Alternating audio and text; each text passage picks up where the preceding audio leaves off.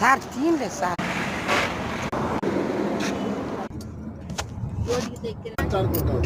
వీళ్ళంతసేపు ఎక్కడికి వచ్చిన పెళ్ళిళ్ళు ఇల్లులు అవి మాట్లాడతా సరే సార్. ఏమన్నా అంటే కమ్మంగా కారంగా అంట మాట్లాడాలి. కమ్మంగా పెట్టించాడు అడిగేదానికి అంటే తనండి తినేదాకా అడిగేదా అన్నాళ్ళు వెళ్తా.